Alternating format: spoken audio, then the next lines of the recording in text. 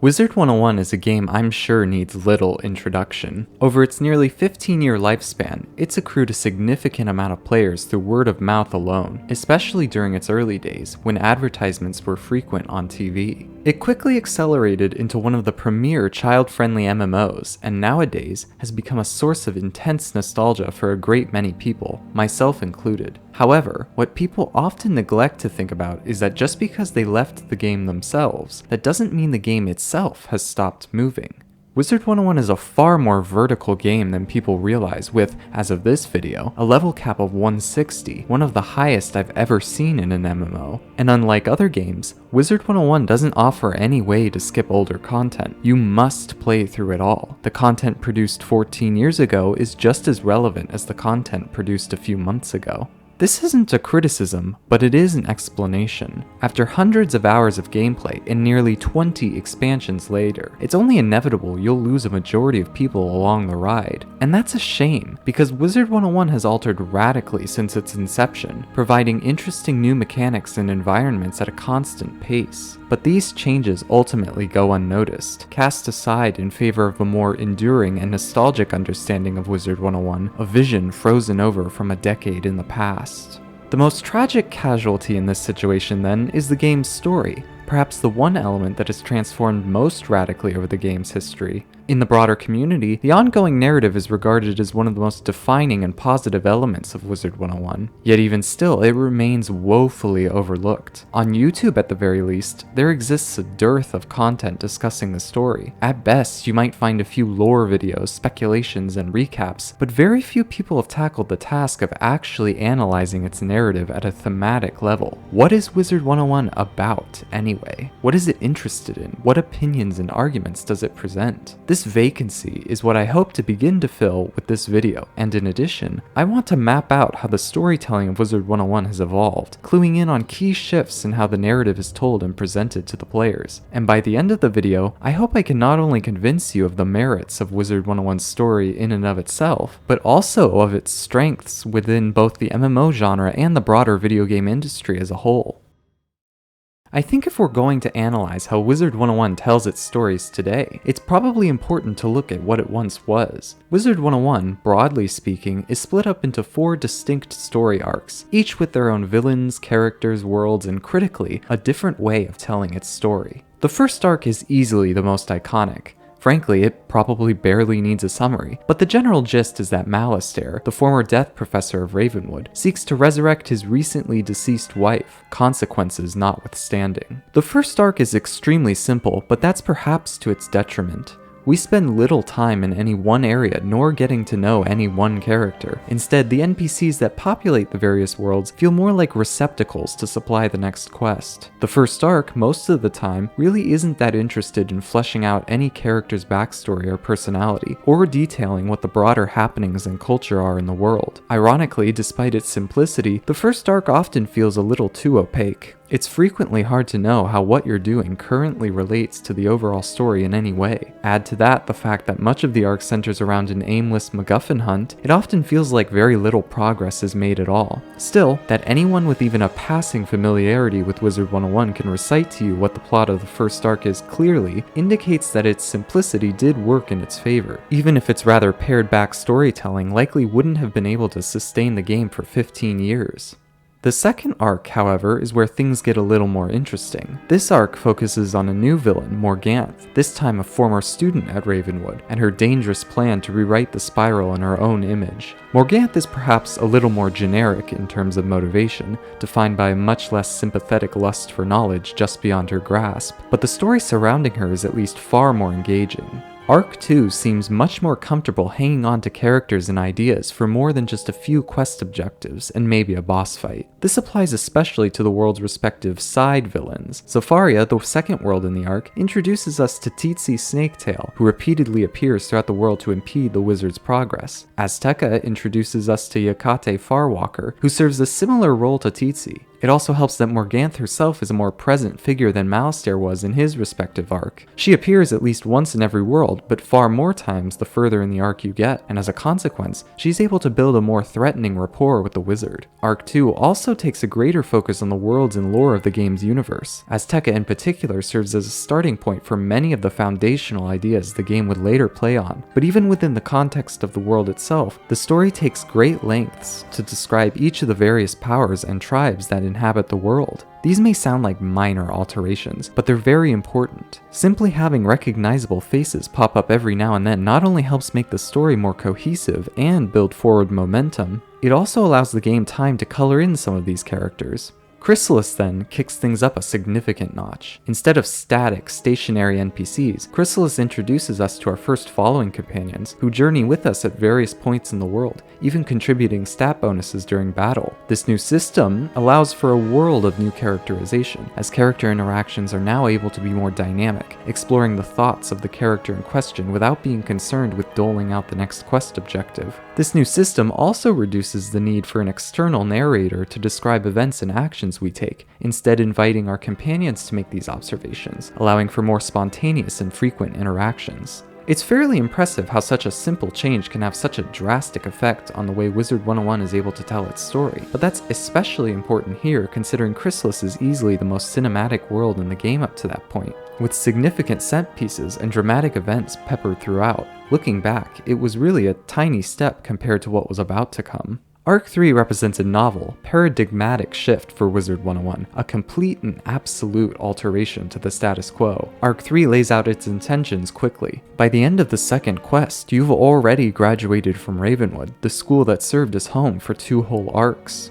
Later that expansion, you'll be introduced to the Arcanum, a brand new hub for the game filled with a completely new set of characters and atmosphere. But the third arc isn't simply an aesthetic change. Rather, it marks a restructuring of the way Wizard101 approaches its story. Building off of what began in Chrysalis, Polaris ramps up the cinematic angle, quite literally, as almost all dialogue within the world now frames both the character and set pieces to provide more dynamic flair. Mirage would later give each NPC's talking animations that would play out while speaking to them. The quest design and structure has now changed, with the third arc providing a more streamlined and quick pace to the proceedings, absent many of the tedious grinding and defeat and collects that populated the second arc. But this is ultimately a point already made, as in the December 2015 producer's letter, shortly after the release of Polaris, Leah Rubin, then senior producer for Wizard101, now game director, stated precisely the changes in the game and their underlying motivations, including minimizing defeat and collect type quests, and focusing on a more cinematic experience, with a lot more camera angles, cutscenes, and dramatic moments than any of the worlds we visited before.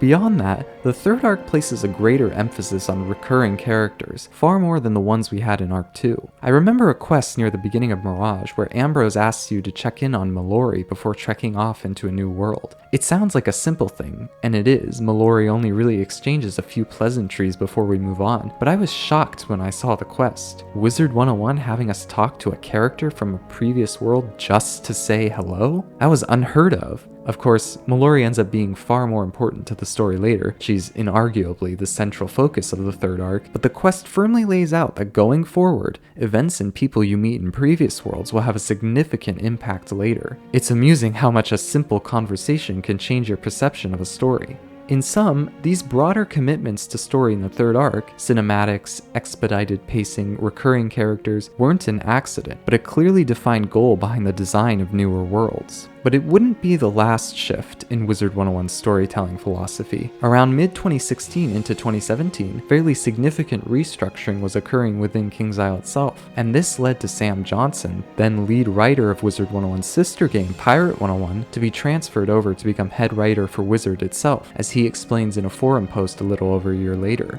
As a disclaimer, for the remainder of this video, I'll mostly be referring to Sam Johnson when discussing key details, but it should be acknowledged that he certainly isn't the only individual writing for Wizard101. Nevertheless, Sam Johnson is the one steering the ship, and in my opinion, his onboarding onto Wizard101 represents another critical, if more subtle, paradigm shift in the narrative design of the game, and I don't believe that's a coincidence.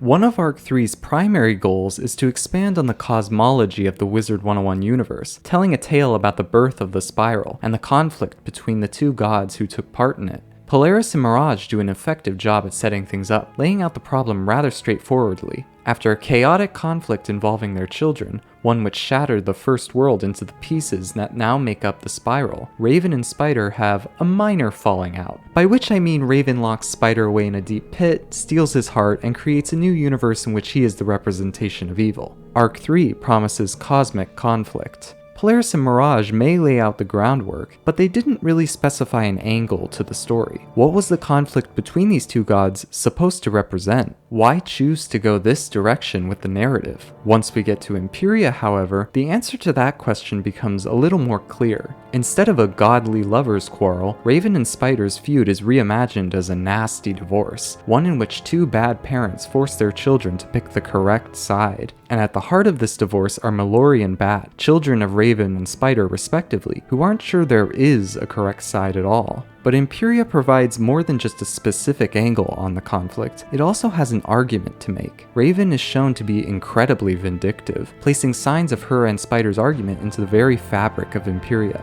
Upon visiting Mandala, the wheel representing life and death, the citizens who live there tell us she constructed it to remind them that life and death are not two distinct phases on a singular line, but an endless cycle of existence and non-existence. Raven employs a similar logic in justifying her destruction of Spider, and thus the spiral itself. There was a time before the spiral, and there will be a time after. In essence, the Wheel of Mandala is little more than a callous justification, a reminder to all the mere mortals that they will always be at the mercy of Raven, because that is the way she designed the spiral, that is simply how life and death were thought to be. Her conflict with Spider is unending, a ceaseless cycle. This idea of permanence extends beyond just the construction of the world. Time and again, we're told of the dangers of the Empyrean Aether, a thick storm which shrouds the world, largely preventing entry and exit. Vanitas, a character we meet later in the world, explicitly connects the dots between the Aether and the gods' feud. He suggests that the Aether is no simple storm, but the remnants of Raven's rage, the debris which represents Raven and Spider's unending war.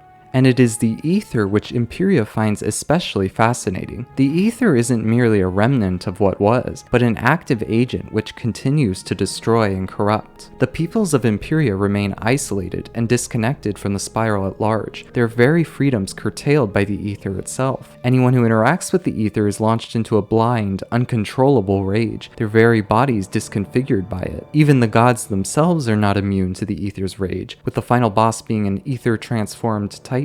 As such, Imperia makes a rather strong condemnation of Raven and Spider's behavior. Their bitter divorce doesn't merely ruin their relationship, it ruins their children's lives, their future as well. Only when the two see the effects they've been having, once they see their warped and mangled child in front of them, do they finally decide to stop their ceaseless argument.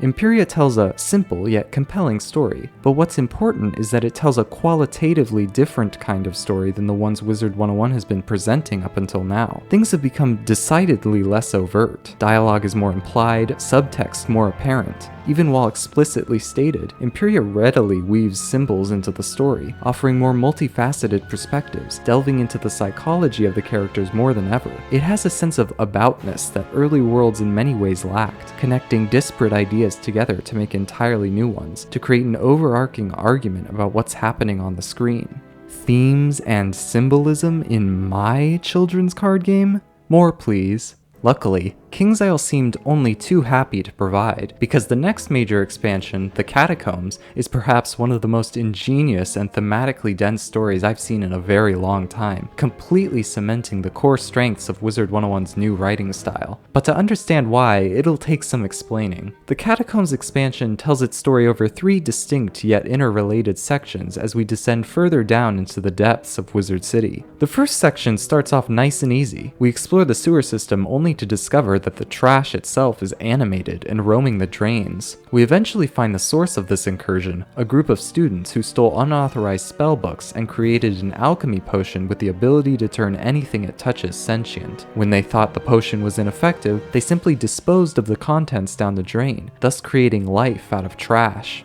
The entire plot plays out rather comedically. The students are presented as foolish and unsympathetic, clearly out of their league and dealing with magic far beyond their understanding. Even the trash itself lectures the students of their idiocy. In the end, though, the children are reprimanded and the stolen tome restored to its original resting place. But the second section is where things begin to get interesting. Upon delving deeper into the drains and discovering a complex network of catacombs, we find ghosts roaming the tunnels. But these turn out to be more than mere ghosts. They're actually pre-programmed images from devices known as Dragonspire knowledge crystals, magic cameras which record brief snippets of peoples and events, to be stored later for the historical record. And the story these crystals tell is a gruesome one, capturing moments of a war between the indigenous inhabitants of Wizard City, as they're slaughtered by an invading Dragonspire force who seek the land for themselves. Much like the trash, however, the crystals aren't behaving properly, activating over and over again on an endless frenetic loop, each time with more technical errors than the last. But perhaps the most disturbing feature of these malfunctions is that the recordings themselves become aware of the errors, questioning why they repeat phrases ad infinitum, confused about the ancient corridors they now find themselves in, a stark contrast from the unforgiving battlefield. A disturbing sequence shows both a young and old image of a dragon spiral general, the former showing great admiration and excitement over their newfound prospects of conquest, while the latter is embittered by the sheer magnitude of loss they've endured. But as their divergent conversations play out, both eventually converge on a single statement.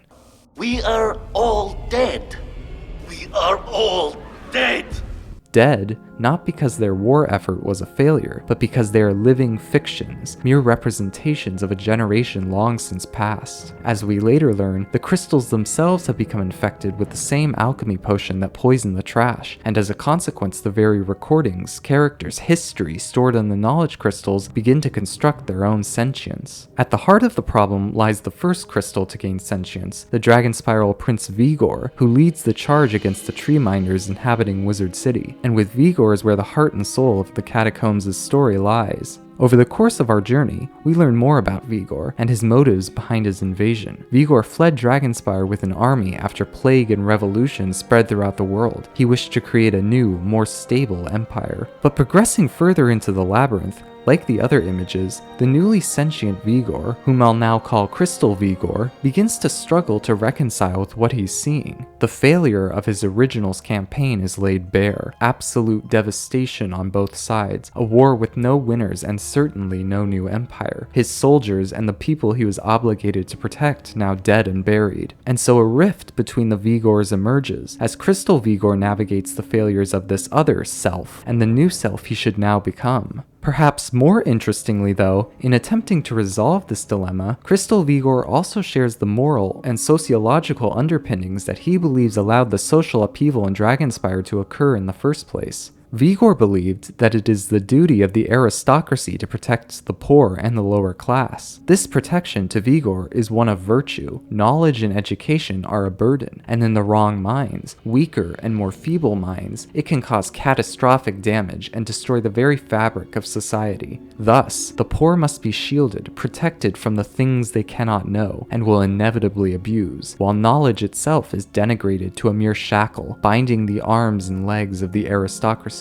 In turn, this understanding of knowledge is reinforced by the very nature of Crystal Vigor's existence. As nothing more than a piece of knowledge himself, the bounds of his existence, his beginning, middle, and end, are dictated by the content recorded on his crystal. Knowledge is quite literally a shackle for Crystal Vigor, a pre-recorded and inescapable burden committed by someone else thousands of years ago. In this way, the true conflict of the catacombs is ultimately revealed to be an epistemic one, where the very role and value of knowledge is put into question, and having seen the role knowledge played in both of his selves, Crystal Vigor ultimately decides to carry on the legacy and spirit of his counterpart. It would have been easy to make the villain of the catacombs, and Vigor is very much the villain, an evil warlord who enjoys imperialistic campaigns simply for the joy of killing. To make such a character unlikable wouldn't exactly be a difficult assignment. But Wizard101 instead takes the opportunity to add some dimensions to the situation. Despite Vigor himself, Crystal Vigor is ultimately a sympathetic character. He did not ask to become more than he was. He did not ask to be given these memories, and he didn't commit any of the actions he sees depicted on the crystal.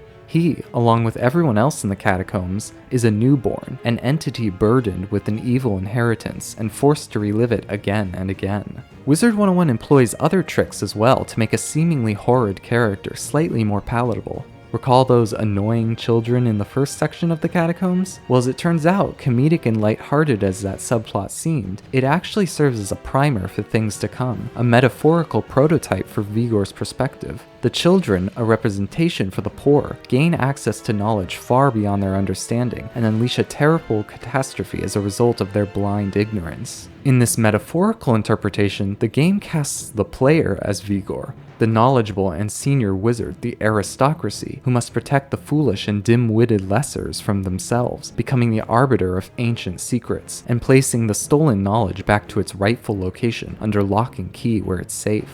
Of course, this isn't the way the game presents this story to you the first time around, and in doing so, Wizard101 cleverly grants you insight into the way Vigor views the world, perhaps even getting you to agree with that perspective before the character of Vigor is even a thought in your mind. Importantly, Wizard101's attempts to add nuance to its villains are not attempts to cast doubt on the morality of their actions. At the end of Crystal Vigor's story, as we lays Crystal to rest in Dragonspire, we are told in no uncertain terms that Vigor's understanding of knowledge and history was wrong. In fact, when the secrets of magic were eventually given freely, and an educational system was established to teach the public, Dragonspire flourished. It was only when the nobility utilized magic to wake an ancient titan did the world and its people fall into devastation. Vigor was wrong, ethically and factually, but his perspective remains worth exploring nonetheless. What's all the more impressive about the Catacombs is how short it is. Wizard101 is a game that frequently manages to make a lot out of a little, and the Catacombs offers no better example. Crystal Vigor only has a handful of scenes in the entire story, getting no more than 10 or 15 minutes of dialogue, and yet he is easily one of the most interesting and three-dimensional villains introduced in the game. As a consequence of this short runtime, practically every line in the expansion is dripping with subtext, bolstered by effective yet efficient dialogue. Vigor likens the spread of knowledge across the lower class to that of a germ, stating that merely a few errant facts are all that is needed to spread across the entire population like a plague. In that sense, knowledge isn't just a burden, but also a disease, one in which the aristocracy must situate itself as the immune system to the mind and body of society. The Catacombs is an ambitious endeavor, one that shows a core strength of modern Wizard101's narrative, its ability to, and perhaps more importantly, its desire to create novel situations and explore their implications. This, however, is just the beginning of that particular trend.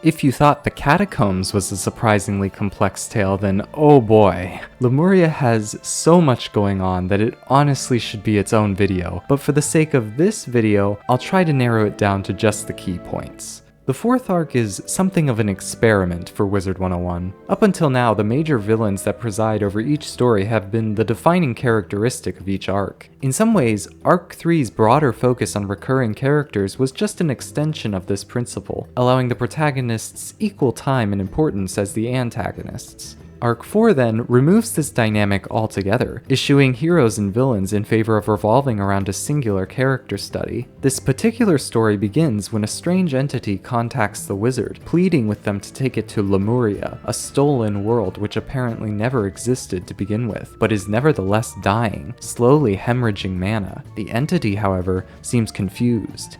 It doesn't understand speech, names, emotions, and it carries with it only faded memories of a life prior. As we soon find out, the entity isn't really an entity at all. It is instead literal nothing, the opposite of everything, a physical embodiment of absence itself. This nothing takes the form of the Old One, the former leader of the Cabal, a cult-like organization determined to rebuild the First World as it was before it broke into the Spiral. The Nothing explains that it was able to take this form by consuming the Old One in a dimensional breach, an event that occurred at the beginning of the previous expansion. But this transformation wasn't absolute. Though the Old One is dead, some of his memories, and more importantly, some of his emotions were transferred to the Nothing, things which absence itself has no concept for, no way to understand. And so, the Nothing pleads for the wizard to help, to take it to the world the Old One desperately sought to return to allow it the tools to understand these enigmatic memories and emotions, to make something out of nothing.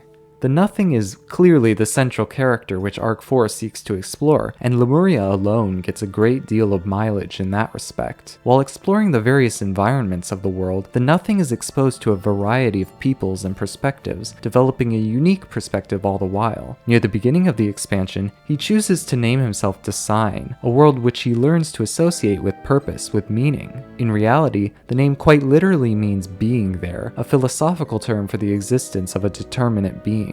Unfortunately for Design, things are not all sunshine and roses. He's exposed to morals, concepts that seem inextricably linked with a person's perceived value. He's also exposed to moral quandaries, where the distinction between good and not isn't so clear. And he's also exposed to badness, to people who live for nothing but their own comfort, at the expense of everyone else.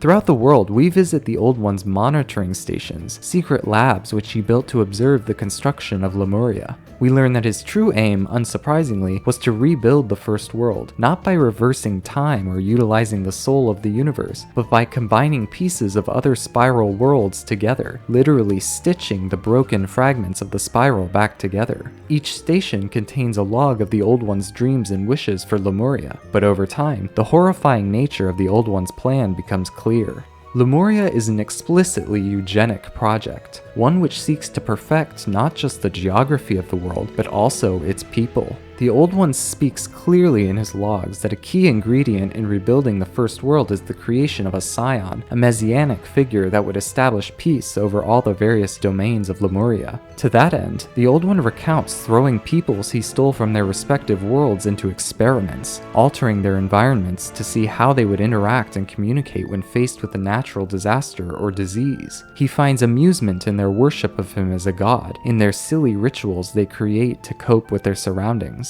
All of this in search of the perfect person, the person who could withstand any test. Like any scientific inquiry, however, there are always variables outside of an experimenter's control, and as the Old One begins to identify them, the tone of his logs start to change. When an experiment of independence ends with the subjects betraying him and forcing him out, he deems a stronger hand is in order. Without his expertise, societies naturally devolve into barbarism, while peoples into reprobates and degenerates, all which sully the vision of the first world. The Old One argues that in order to remake perfection, it requires someone who is able to discern the reject stock. Of course, in the end, the Old One ultimately concludes that his experiments were fruitless. Lemuria could never have produced his ultimate scion, because the only person with his clarity of vision is himself. After all, who's heard of a eugenics project in which the eugenicist wasn't at the top of the totem pole?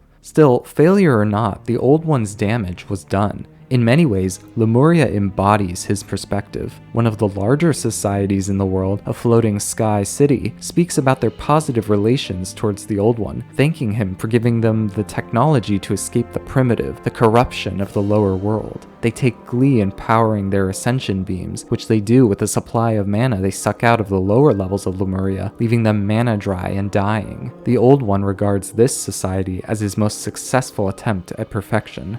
Lemuria cleverly positions itself in conversation with the rest of the arc. The previous expansion, Caramel, saw a singular company headed by the sweet Grandma Nana dominate the world in an attempt to equalize and provide for everyone of its citizens. It of course does the opposite. Caramel argued that this was the result of vanity, the hubris required to think that one person alone can solve all the world's problems. Thus, just as Design's space-time cavities were a metaphorical representation of the displeasure caused by Nana's hegemonic control in Caramel, the fractured and tyrannical societies of Lemuria are a reflection of the Old One's neglect and abuse of his captive world. In effect, Nana was merely a miniature Old One, the small shadow looking up at the giant beast. The revelations about the Old One deeply disturbed Design. After all, he is in no insignificant way molded and shaped by the Old One's emotions. At one point, Design recounts that he felt jealousy at the wizard for receiving praise from some of the people in Ursai village. Was this a re-emerging of the Old One or something more? Rattled, Design later decides to reject the form of the Old One in favor of a more transient, uncommitted shape. He refuses to be controlled by the Old One. Near the end of Lemuria, Design and the Wizard discover Heap, a jumbled configuration of broken buildings and pieces of the spiral. Heap is the dumping ground of Lemuria, the garbage bin for the reject stock that failed to pass the Old One's experiment. At this point, Design begins to reflect upon his inclinations, the guilt he felt, the pangs that initially compelled him to return to Lemuria when he first met the Wizard. He thought they came from the Old One, like all the other emotions he'd been feeling, but how can that be possible? Design argues that it isn't. During their entire exploration of Lemuria, the Old One did nothing but mistreat and abuse these people. Instead, Design attributes his guilt to the influence of the only other person he's interacted with, the Wizard. The Wizard helps people and does good, and in influencing Design, he was able to subconsciously recognize the badness of the Old One's project, even if he couldn't explain it at the time. The only reason the Old One wanted to return is to finish the project he had left undone. Near the end of the expansion, Malwerf, one of the Arcanum scholars who acted as a mole for the Cabal, offers an opposing account. In the years since abandoning Lemuria, the Old One sought to return not to finish it, but to save it from its destruction. Malwerf posits, however implausibly, that the Old One did in fact change. Another Cabal leader, whom we meet in the next expansion, seems to corroborate Malwerf's understanding. He became bewitched by the false song that ensorcelled us all, that locked us in the spiral of oblivion. Importantly, the game doesn't single out either account as being the correct one, nor does it explain the origin of Design's guilt. As such, the central conflict of Lemuria is not epistemic this time, but existential. What motivates us to do what we do, and how can we know that? This conflict is essential to the core of Wizard101. Design reasons that agency is a fundamental aspect of what gives someone that all-important purpose. Given the unconventional nature of Design himself, though, does he really have that agency, or is he a scripted automaton, merely led by the whims of the late Old One's emotions, no matter how hard he attempts to cast off his influence? This anxiety reflects itself in other aspects of the expansion. Lemuria's major theme is heroes, and is largely based around early 1920s and 30s pulp comics. Many of the characters we meet along the way are explicit references to these comics, like Solomon Kane or Flash Gordon. Interestingly though, Lemuria seems uncomfortable with the very idea of a superhero. From simply the name alone, the concept of superheroes ties itself very directly to the eugenical ideal, superhumans with super abilities that act as the paragons of moral virtue within society. Indeed, many of the same characters Wizard101 references within Lemuria correspond in timing with the peak of eugenic thought and practice within the United States. It seems that in the first half of the 19th century, eugenics wasn't merely a scientific curiosity, but a cultural one as well. Wizard101 contextualizes its heroes in a similar way.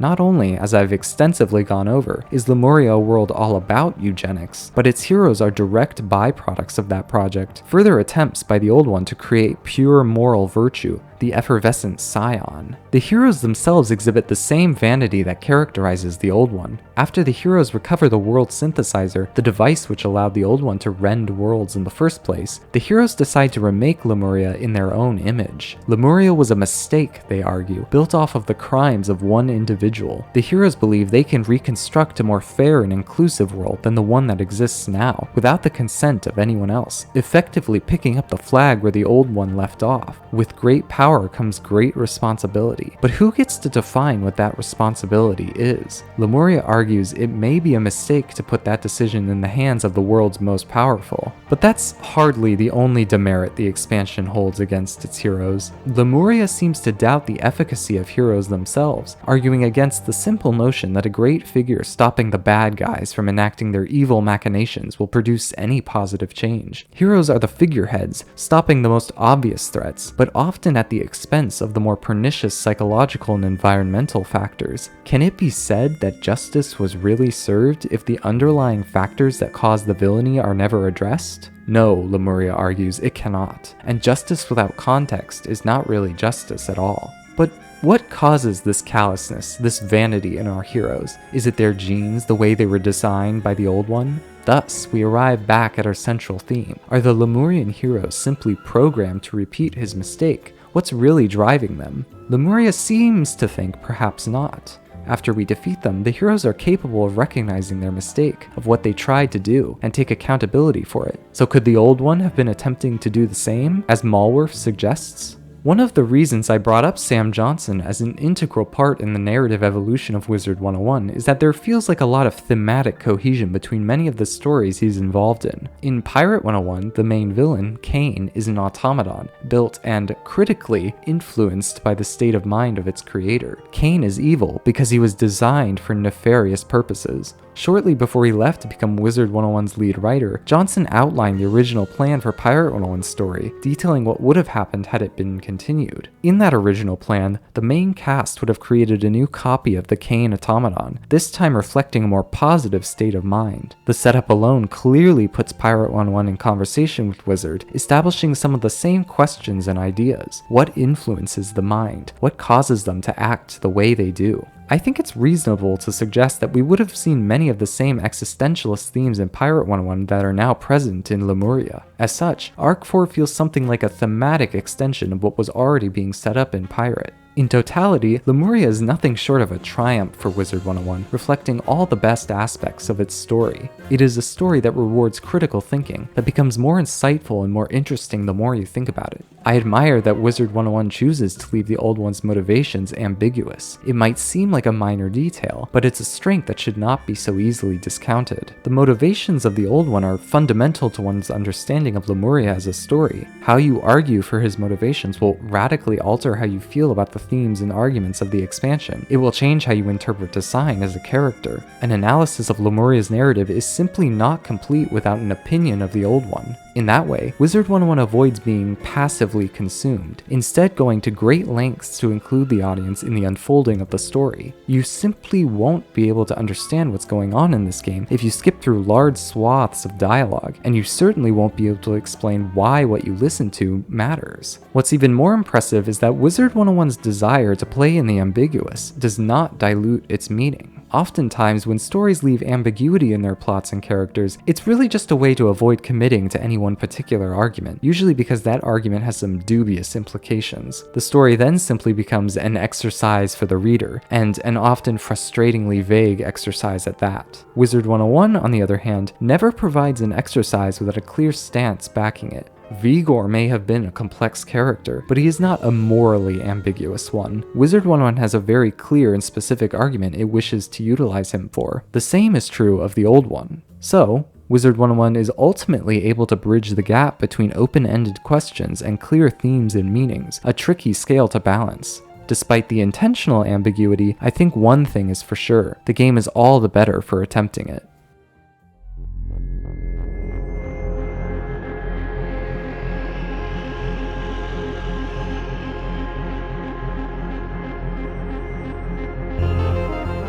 Our last stop on the storytelling train takes us to the world of Novus, a place, as the name implies, that is very newly formed. Having interacted with the world synthesizer at the end of Lemuria, it transforms Design into a world itself, and now being closer to the everything than ever before, he wants to share his newfound state with the rest of the Spiral. Consequently, he breaks apart shards of himself and spreads them to other worlds in the Spiral, inviting each of them to take part in a closer, more interconnected community. Of course, this plan doesn't work out as well as Design hopes, as once arrived, the major Spiral powers begin to bicker about who owns what, or rather, who should own what. This distresses Design, and in a futile attempt to satiate everyone's desires, he begins to inadvertently unleash strange monsters and creatures into the different shards, manifestations of his anxiety. Explicitly, at least according to Sam Johnson during some of Novus's promotional material, the main inspiration for Novus is colonialism and the history of geopolitics in the Age of Sail, when the European imperial powers jostled, argued, and warred with each other over which parts of the world they owned. This inspiration is clear to see, with each Spiral power a stand-in for an associated European one, squabbling over territory in the story just as in history, as Johnson suggests. However, I think it would be incorrect to say that Novus is about colonialism. Rather, colonialism is merely the scenery, the backdrop on which Novus sets the stage for a far more contemporary argument. Design in the context of the expansion is, in effect, a metaphorical representation for democracy, a quite literal foundation which shapes and contorts itself to represent the wills of its constituents. But as those wills increasingly become more mutually exclusive from each other, they introduce strain to the process of the system. As a consequence, Novus argues that the continuing polarization of its different constituent groups inevitably places stress on democracy, fracturing and crippling its ability to represent its people, perhaps eventually to its breaking point. Everybody values good. No one agrees on what it is, just that their rivals aren't it.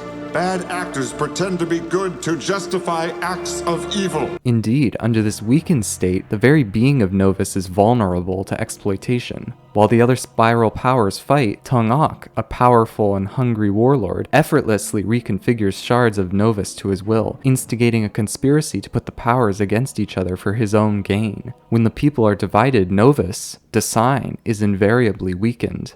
The question thus becomes, does this need to happen? Is there a way to mend these fractures back together?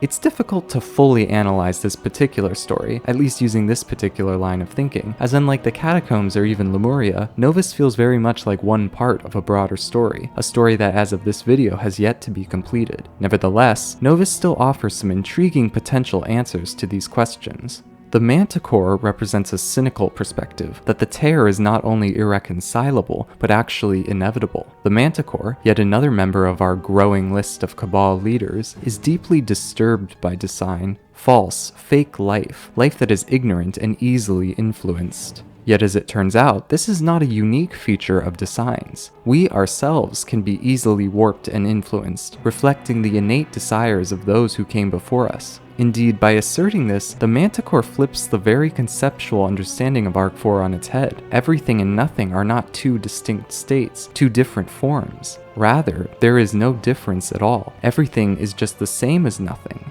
In this way, the Manticore argues that we ourselves are the nothing which seeks to cancel out the everything, mere reflections of the violent tendencies of our ancestors, the ones who led to the initial destruction of the first world, just as Novus acts as a reflection of the characters' wills. We are as much false life as design is.